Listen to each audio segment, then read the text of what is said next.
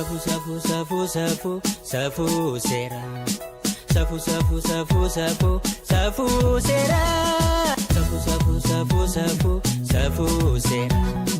Safu safu safu safu safu sera. Safu sera. Safu sera. Safu sera. Safu sera. Nagaaf nageenyi gammachuuf jaalalli bakka jirtanitti sinaa ga'u kabajamtoota daawwattoota keenya akkam jirtu? Kun sagantaa safuu seeraati. Sagantaa keenya safuu seeraa OBN fi tajaajilli beeksisaa fi bashannanaa Zinnaa Sholaanii waliin qopheessan kunoo qabannee dhiyaanneerra. Har'a sagantaa keenya kan nuti beeksisnu biiroo dhimma dubartootaaf daa'immanii Oromiyaatti bakka tursiisa daa'immanii mootummaa naannoo Oromiyaa magaalaa Sabbataatti argamu dhufne akka tasaa achi sagantaa keenya sin beeksisaa jirra. Bakka kana daa'imman haadhaaf abbaa hin qabne akkasumas immoo gatamanii bakka garaa garaatti argaman jechichi namatti ulfaata kabajamtoota daawwattoota keenya. Jecha biraa waan an dhabeef kana fayyadama. Daa'ima ofii gatu jechuun maal akka ta'e tilmaamuun nama rakkisa. Oromoon daa'ima ormaayyuu fuudhee guddisa. Guddifachaa akka guddifachaatti jechuudha. Aadaa guddifachaa qabna. Daa'ima ofii kan gatu maal akka ta'e hin beeku. Kana irratti immoo daa'imman fayyaallee hin qabneetu as keessa jira waan ta'eef isaaniin daawwachuu gara kana dhufneetu kan sagantaa keenya isin beeksisaa jirru. Maalumaafuu gaa jalqaba sagantaa keenyaa kan taasifanne walaloodha. Walaloo abboomaa margaa qabatee dhiyaate daawwadhaati. Gara qabxiitti aanutti dabarraa anaa wajjin deebinee wal argina. Seerri safuu qaba, safuunis seera qaba. Ashamaa akkam jirtu ijoolleen abbaa gadaa, ijoolleen haadha golaa, waa'ee keessan dubbachuun silaa afaanitti tola. Abboomaan eessa dhaqee kan jechaa turtan martu, anjira nagaa kootii nan tuqne qarri hamtu. Isinis naaf jiraadhaa oolaa wal dhabdeef ba'a. Kan safuuf seeraan bulu silas garuu maal ta'a? Kan safuuf seera qabu yakkaaf sobarraa bilisa. Jaalalaa fi nagaatu gurra isaarraa qillisa. Kan deemsa ittiin bulmaataa addunyaa kanaan gafu kami hiikni namummaa yoo hin kabajne safuu. Mirga uumaan badhaase nuti hundaan sarbine. Qabeenyaaf haqa namaatti seera malee darbine. Yoo ol fuunee leellisne dhara dhugaa caalchisne seenaa yakkaan faalame yoo dhaloota dhaalchisne. Gaafas cabsine safuu gaafas cabsine seera isa nuuf raggaasisan yaa'iin jaarsoliif beera. Yoo safuu eegnee bulle nagaatu moo'ee ol ka'a. Mallattoon faajjii keenyaa jaalala qofaa ta'a. Kan filatee irra hin deemne daandii raqaaf hammina. Safuu jechuun nagaadha, safuu jechuun qaroomina. Isa kabajaa turree wanta hunda gararraa dubbii safuu keenya durii dubbata seerri har'aa. Ulaagaa tokkummaaf nagaa jaarrota dura arganii duudhaa makkoobiliin faanuuf kaa'anii darbanii. Hayyummaa fi guddummaa abbootii keenya kaleessa hiddaaf ribuu jaalalaa oromummaa jabeessa. Safuu jechuun aadaadha, aadaa guddaaf xiqqaati. Aadaa ofii kabajuun immoo kan bareedu abbaarraati. Kanaaf iyyuu qaxalee kabajiitii eeggadhuu safuudhaa fi duudhaa. Safuu eegde jechuun immoo seera kabajjii jechuudha. Aadaa keenyaa kabajnuu jedheen walaloo koo xumura. Hanga yeroo itti nutti nagaadhaan naaf tura.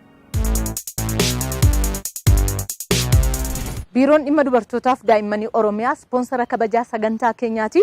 Biiroon dhimma dubartootaaf daa'immanii Oromiyaa mirga dubartootaa fi daa'immanii kabachiisuu keessatti kana baluuti jennee quba walitti qabuun nurra jiraatu. Mirga dubartootaaf daa'immanii kabachiisuu irratti hundumti keenya gahee keenya haa baannu jecha.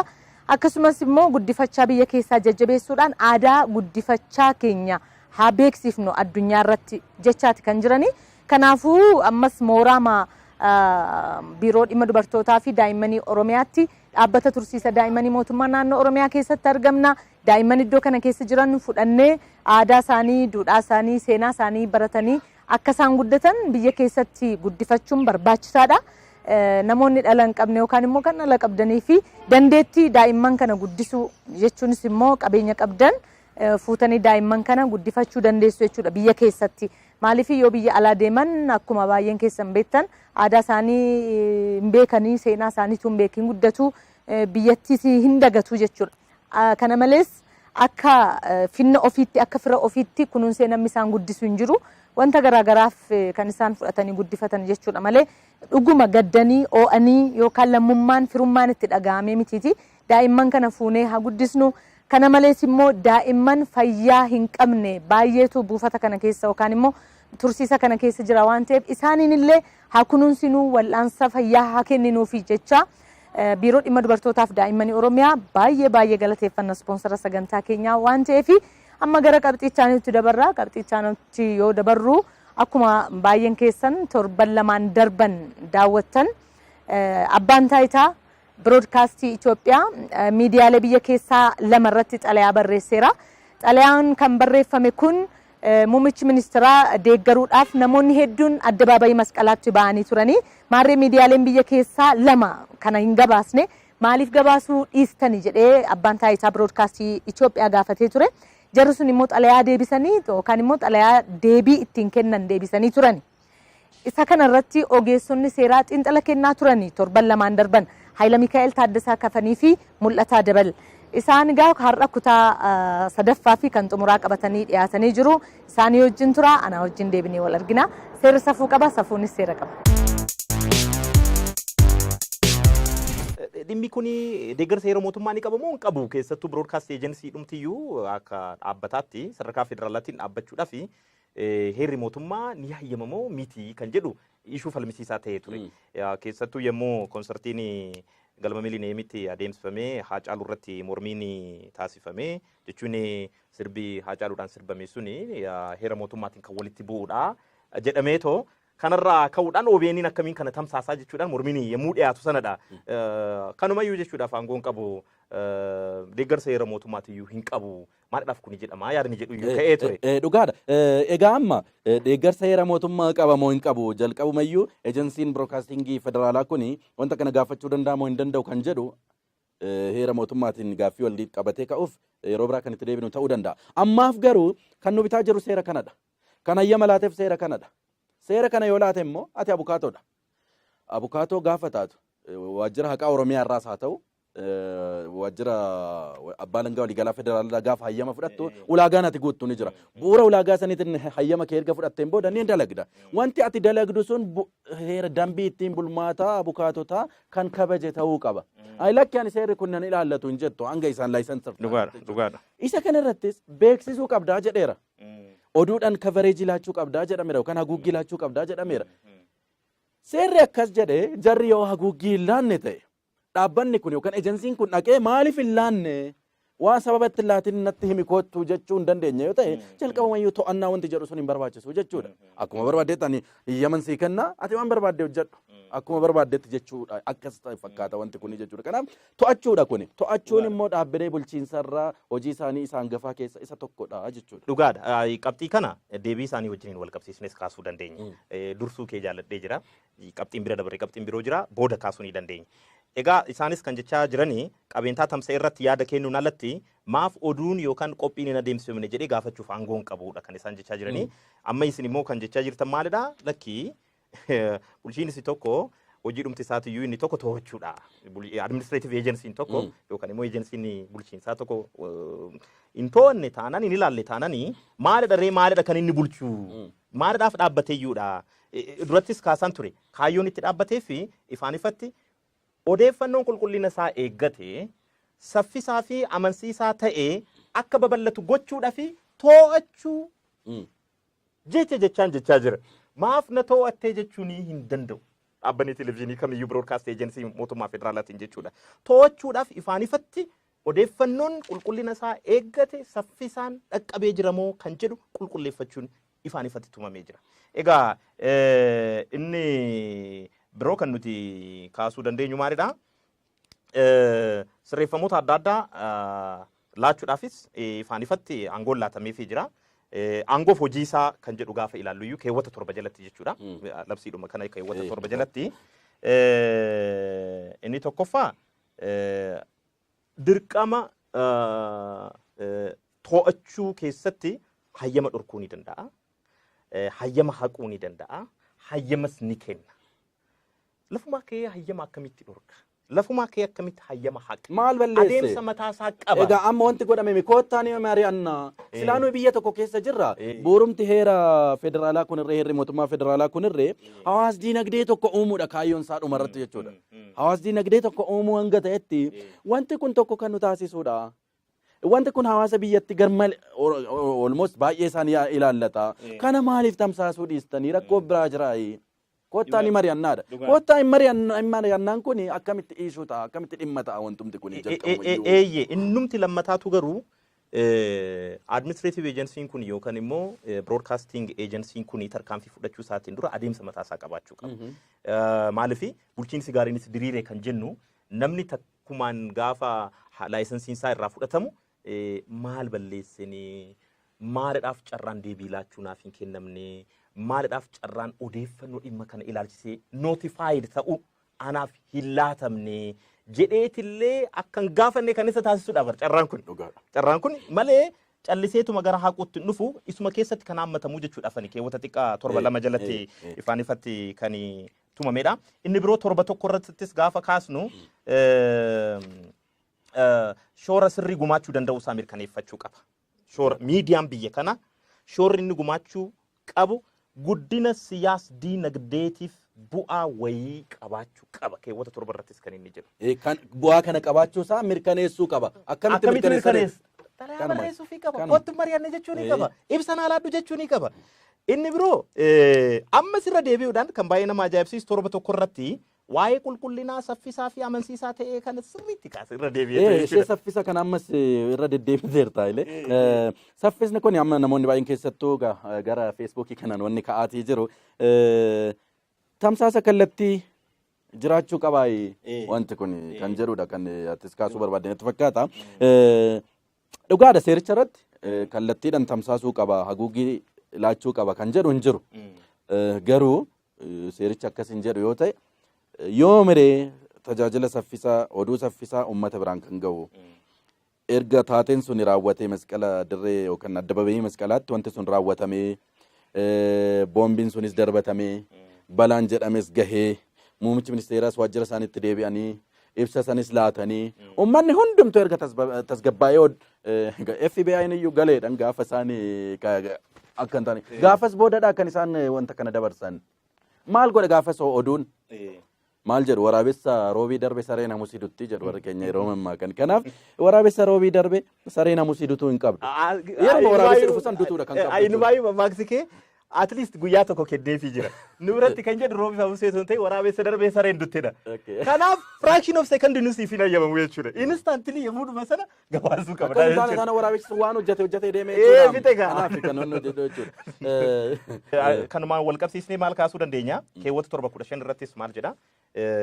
Broadcasting agency kaayyoo ittiin hundaa'e kana galmaan ga'uudhaa fi hojiiwwan biroos ni raawwataa jedha. Hojiiwwan biroo asirratti hin tumamnes jechuudha. Inni bulchiinsa isaatii akka mijatuuf jedheetoo xalayaa barreessuu danda'a, ni mari'anna jechuu danda'a, ibsa laadhaa jechuu danda'a. Wantoota biroos kaayyoo labsii kanarratti tumame galmaan ga'u wantoota danda'an biroollee akka hojjetu haala banaa ta'een labsichi tumaa jira waan ta'eef kanarratti ejensiin kuni yaada kennuudhaaf mirga qabu kan nama jechisiisu miti. Xalayaa kana nu barreessuu qabu kan nama jechisiisu hojiidhuma isaatu hojjetedha. Mee qabxii arfaffaatti dhufnu. Kanas ta'eetoo nuyi dhaamsa gadda muummichaa fi haala balaa booddee irratti dhiyeessinee jirra. Gabaasaa fi riipoortaajiidhaan hojjechuudhaaf yaallee jirra kan jedhus kaasanii. Isuma dura jenneedha. Akkas yoo ta'e immoo televezyiiniin Tigraay iyyuu dirqama kana hin qabu jechuudha. Maaliif uummanni Aljazeeraa irraayis, BBC irraayis, CGTN irraayis ni argata waan san jechuudha. Hoogganaan biyya tokkoo bilchaan biyya tokkoo bakka jirutti boombiin darbatamee taatee kana kallattiidhaan yoo dadhabame warra kallattiidhaan tamsaasan irraa yeroo dhuma san hin tamsaasne taanan wanti si shakkisiisu yoo jiraachuudha dhaabbanni kun maaliif mee wanta kana kan tamsaasuu diddaan mee kottaa hin meeraanne jechuun miiruma nagaati malee miiruma waan biraayyuu qabu miti kun jechuudha malee yookaan dirqama hin qabu jechuudha sirumayyuu inni oduudhuma kanayyuu odeessu akkas miti bilisummaadhuma akkasii bilisummaa goonka hin qabne kan isa caafii mooyyaalee qabee maqalee ga'u yookaan aksuumitti dhaabatu miti bilisummaa hin qabu bilisummaa hundumtuu daangaa qaba akkuma jalqaba kaasne jechuudha. Inni lammaffaa bilisummaa miidiyaa bar uummata tajaajiluudhaaf malee kan ilaalamuu qabu bilisummaa miidiyaa bar mootummaarraa jechuun maal jechuudha yommuu baay'ee interfere ni godha jedhamee tokko yaadamu mootummaadha waa'ee mirgaa yoo haasofnu negative duty of the state dha kan baay'atu jechuun namni mirga keen dhiibu jechuu ko otoon ta'ini waa'ee bilisummaa miidiyaa garuu yoo kaasnu faayidaaf tajaajila uummataatiif mootummaan interfere gochuun qabu yaada jedhu miti kan inni of keessaa qabu. Faayidaaf tajaajila uummataa haala miidhuun mootummaan interfere gochuun qabudha. Akkanattidha kan mul'achuu qabuna. Bilisummaan maaliif uummata tajaajilu baachuudhaaf bilisa miti. akka barbaadanitti waan barbaadan filatanii waan barbaadan dhiyeessuudhaaf bilisa miti. Na gara uummataatti gaafa goranidha bilisummaan isaanii kan mirkanaa'uu danda'u. Gaafa kan mootummaa ta'u immoo dhaabbanni biroodkaastingii kun baay'ee ulfaata itti gaafatamummaan isaa hin dabala jechuudha. Maaliif taatee mootummaa tokko ati gabaasuu qabda. Yoo dirqamayyuu ta'uu qaba kallattiidhaan tamsaasuun kan mootummaa dhufu jechuudha. Gara warra dhuunfaatti osoo dhufne gara warra dhuunfaatti yeroo dhufnu warra ENN jechuudhaan gara ammarree ka dhaabneera jedhan yeroo sababni itti Egaa taateen kun garuu taatee mootummaatti jechuun ni danda'ama. Hiriirri nagaa kun immoo harka ka'umsa hawaasichaatiin kan raawwatame waan ta'eef akka carraa ta'eetti namoonni ofishaalonni jechuun yaa mootummaan hawaasa ta'uunsaa akkuma eegametti ta'ee mootummaa yoo jennu amma leegalii yoo haasofnu qaama aangoo qabu jechaa jirra nuti. Leegalii yoo haasofnu strictly speaking jechuudha. Ta'us garuu muummichi ministeeraa akka argaman odeeffannoon ni jira jechuudha. Erga ibsi kun ilaatamee booda hoteela Lilliitti muummichi ministeeraa sagantaa kanarratti akka argaman waan ifatti beekama. Mootummaa bakka bu'anii. Eeyyee muummichi ministeeraa hojii mootummaa hojjechuudhaaf waamicha uummataa kabajanii dirqama isaaniitiin waamicha uummataa kana kabajaniitu achitti argamuuni dirqama isaanii kana galmaan ga'uudhaaf akka achitti argaman erga odeeffannoo qabaatanii taatee kana gabaasuu baachuun sochiidhuma mootummaatiyyuu gabaasuu baachuudha jechuudha. Dhugaadha. Seericha irraa immoo mormii qabna yoo jedhame baay'ee asirratti wanti dabaluu barbaade seericha irraa mormii qabna yoo ta'e kanaan dura maan mormiin har'a qofa miti. Dhaabbanni biroodkaastingiin kun kana nuuni ilaalu gaafa jedhan gaafa Hacaaluun maaliif sirba akkasii sirbaa OBN maaliif tamsaasa kana tamsaasaa jedhanii biroodkaastiin kun gaafatu dhaabbatuma tokko hooggantoonni jijjiiramanis nuyi dhaabbata kan jechaa jirru waa'ee namoota dhuunfaa miti. Dhaabbanni sun gaafa akkas jedhu inni sun sirrii miti inni ammaa kun sirrii miti kan jedhan yoo ta'e maaliif dabli istaandaardii fayyadamuu hin qabnu madaallii lama fayyadamuu hin qabnu gaafasis lakkii gaafatamuu hin qaban iyyuu jedhanii sagalee ta'uu iyyuu qabu ture kanaaf akka miidiyaatti jechuudha yookaan laallu ta'e. Qabxiin biroo maalidha deebii isaaniitti irratti kan kaasanii warri televezyiinii Tigraay jechuudha. Tokkoffaa gaafa sana gaafa hiriira nagaa sana haamsi achirratti darbaa ture heera mootummaatiin dhaamsa walitti bu'uudha. Alaabaan seeraan ala ta'e mirmirfamaa ture. Akkasumas asxaan dhaabbilee shororkeessummaadhaan farrajamanii achirratti mul'achaa ture. Kanaaf dhaamsi achirratti dabarfamaa turee fi gochoonni achirratti taateewwan achirratti taasifamaa turanii heera mootummaatiin waan walitti bu'anii fi maaf sagantaan dabarsin jedhamee miti kanan gaafatamuu qabu. Inumaayyuu miidiyaaleen achirratti argaman bu'uura heera mootummaatiin gaafatamuu qabu iyyuudha. Yaada jirudha kan dhiyaate. Dhugaadha isa waa'ee dhaabbilee shororkeessaa jedhama egaa manni maree bakka bu'oota uummataa gaafa waxabajjii 28 shororkeessaa miti dhaabbileen kun haala siyaasaa dirree siyaasaa naannoo biyya kanaa bal'isuu qabna jechuudhaan wanti sun irraa ka'eera. Kanaaf xalayaan kun isa dursee barreeffame waan ta'eef gama sanii sirreeffama jiru fudhannee inumaayyuu waa'ee alaabaan wal qabatee alaabaa heera mootummaa irra hin teenye mirmirsaa turanii. Kanaafuu warri isa tamsaasan iyyuu gaafatamuu qabuudha kan jedha. Amma kan dhufu ka maaltu mirga of ibsachuu mirga yaada ofii ibsachuu barrootan darban barnoota kurnii lamaan yookaan sadan darban kana keessa uummanni kun waan ofii barbaade ibsachaa hin turre. Uummanni kun waan dubbadhu jedhan dubbachaa ture malee akka dubbatu hin hayyamamneef ture. Har'a garuu hayyamamee fi mee waan keessa keenyatti himan. Mootummaan inumaayyuu uummata dhaga'uu qaba. Mootummaan uummata dhaga'uu qaba. Uummanni fedhiinsaa maalidha kan jedhu karaan itti assess godhu yookaan itti madaalu keessaa tokko dirreetti. Dirreetti uummanni bahee waa hundumayyuu fedhiisaa agarsiiseera. Kanaaf haala kanaan uummanni mirga isaa itti fayyadamee yaada isaa ibsachuun gaaffii keessa galuu hin qabu. Eenyu miidha wanti sunis tokko heera mootummaa miidha jedhan. Dhuguma heera mootummaa irratti heerota mootummaa dargii mootummaa Haile Sillaasee yoo fudhanne yookaan heera mootummaa federaalawaa dimokiraatawaa Itoophiyaa kana yoo fudhanne alaabaa ilaalchisee alaabaa fi asxaa gargar qoodaniiti warreen duraa kan ilaalan jechuudha. Warreen amma heerri federaalawaa dimokiraatawaa Riippaabilika Itoophiyaa kun asxaa kophaatti asxaan gidduu isaatti akkas ta'e jedhee hiikaa waliin itti laateeti kan naannoo jedhu. Keewwata alaabaa ilaallatu keewwata muraa tokko jalatti garuu waa'ee alaabaati halluu magariisa keelloo diimaadha jedha. Kanaaf lakki ani keewwata muraa lamaa miti keewwata muraa tokkorra kan jiru kana qofan itti amana yoo jedhe namni tokko miti kan biraa hafuuti. Heeruma mootummaa kanayyuu mormitee hiriira ni baata. Heerri mootummaa kanayyuu nan mormaa yoo jette kan ati godhuu hin dandeenye yookaan raawwachuu hin dandeenye maalidha? Haala heera mootummaa diiguun haala heera mootummaa cabsuun hiriira hin baatu. Garuu heerri mootummaa kun iyyuu naaf fooyya'uu qaba. yoo jettee yaada kee ibsachuun qabdu fooyya'uu qaba jettee dhagaan darbatin. Fooyya'uu qaba jettee qabeenya hin barbadeessin. Fooyya'uu qaba jettee qaama namaa hin miidhin lubbuu hin dabarsin malee yaaduma kee yoo ibsachuu hin dandeessu uummanni kana kan taasisaa ture yaada isaati kan ibsachaa ture. Maaf yaada kee ibsatta kana nan siin jedhe qofa miti ana nan sitti fe'ee qofa dhaggeeffachuu qabda jedhamuu hin qabu. Kana qofa miti wanti ilaallamuu qabu ani akka kootte ammoo utuma dhimmoonni achirratti raawwataman shororkeessummaa kan ibsan ta'anii akka kootte jechuudha. Alaabaan sun iyyuu utuma kan shororkeessummaa ibsu ta'ee fi dhaadannoowwan jiran iyyuu kan shororkeessummaa ibsan otoo ta'anii iyyuu taatee kana gabaasuu qaba. Amma waa'ee taatee gabaasuuti. Miidiyaan tokko taatee yoo gabaasu hirmaataa gocha sanaati jechuun miti. Yookaan immoo waanii sana waliin michoomee jira jechuun miti. By the way taatee kana gabaasuun otuma gochi sun iyyuu shororkeessummaa ta'ee warra shororkeessummaa mormaniifis faayidaa mataasaa qaba. Wanna ta'aa jiru hubatu biyya isaaniitti jechuudha. Warra shororkeessummaa deeggaraniifis faayidaa mataasaa qabaachuu danda'a. Anaaf amma shororkeessummaa miti gochaa sana raawwachuun haa ta'u iyyuu otoo jedhamee miidiyaan tokko lafumaa ka'ee gocha shororkeessummaa raawwatu jechaa jira taanaan shororkeessummaan tokko gaafa nama ajjeesu hin gabaasu jechaa jira. Shororkeessaan tokko gaafa biyya balleessu odeeffannoo qaama ilaallatuuf laatetoo uummanni balaa sanarraa akka of eegu hin taasisu jechaa jira.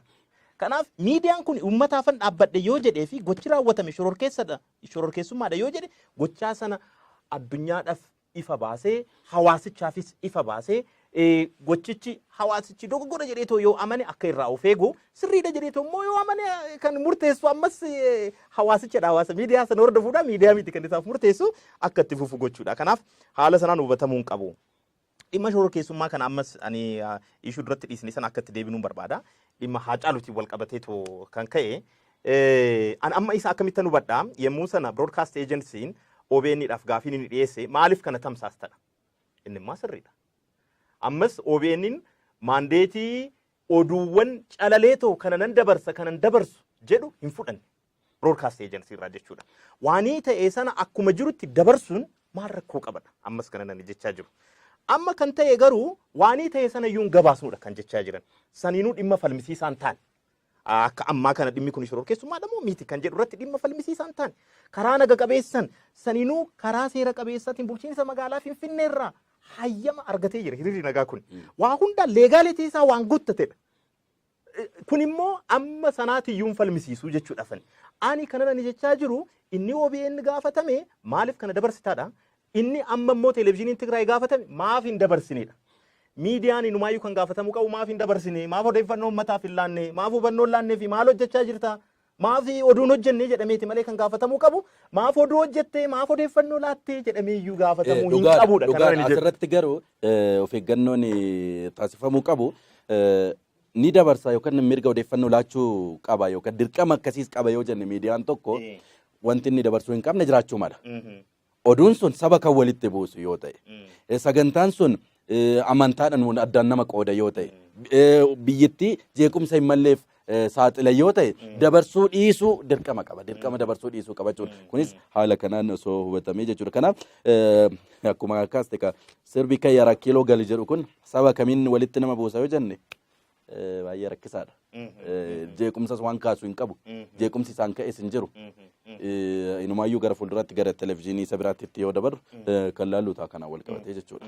Mee yaada xumuraa qabdan kanarratti wanti isin kaasuu barbaadan yoo jiraate haa guduuf inumaadhaa fi amma egaa haga ammaa akka irratti mari'achaa turre tokkoffaa xalayaanii broadcast agency waxabajjii 19 ENN fi televezyiinii Tigraayiif barreessee ni jira. Gaafa 21 waxabajjii jechuudha bara 2010tti ibsa akka laattanii fi akka mari'annu jedheetu waamicha dhiyeessee fi televezyiiniin Tigraay immoo xalayaa gaafa 21 lakkoofsa qix 1698 5 maa 34 deebiin laatee jira. Kanneen ka'umsa godhachuudhaani wanni ENN ilaalchisee immoo kan irratti dabaltus yoo jiraate dhugaadha. Hundi isaa seerichaan akkuma dura laalle waanuma tokko dirqamootuma wal fakkaataadha kan irra kaa'u dhaabbilee tajaajila broadcasting laatan kana irratti jechuudha. Namoonni baay'een kan gaaffii kaasaa turanii karaa marsariitiiwwan hawaasummaa kanas keessattuu feesbuukii irratti warri ENN warra bu'aadhaaf dhaabbateedha. Dhaabbata bu'aaf dhaabbate tokko kootu taatee akkasii gabaasi jennee dirqamsiisuun kun iyyuu haqummaa qabaa kan jedhu. Egaa amma kan jechaa jirru seerri hojiirra jiru tokko haqummaa qaba jenneeti kan amannu. Seerri sun adeemsa mataasaa hordofeen hanga hin fooyyofnetti yookaan hin haqamnetti seerri hojii jiru sun hojiirra ooluu qaba. Mirga nama biraa hin sarbu yoo ta'e, mirga heera mootummaan siif laatame hin sarbu yoo ta'e. Seera labsii 533 kana keewwata 16 muraasa jalatti tajaajilli tamsaasaa daldalaa bu'aaf dhaabbatullee jedha. jalatti jechuudha. Jalatti sadi jalatti tajaajilli tamsaasaa daldalaa bu'aaf dhaabbatullee hawaasa naannoo hayyama itti fudhatee argamu walqixxummaan ni tajaajila. Oduu naannichaa fi biyyaa ni hammataa jedha. Dirqama kun. Tajaajila hawaasa naannoo hayyama itti fudhatee ni dhaqqabsiisa. Sagantaa isaa keessatti immoo oduu biyyoolessaa fi naannawaa ni dhiyeessaa jedha caan immoo. Ani lakki ani bu'aadha. Kanaafuu nan ilaallatu. Ani sirba qofan shubbisaa oola. Akkuma gaafa san jechuudha. Paarkii gaarreen kaabaati kan agarsiisaa ture gaafas. Paarkiin gaarreen kaabaa laaluudha moo uummata biyya kanaa kan tajaajilu dhuguma dubbachuudhaaf yeroo sanitti jechuudha.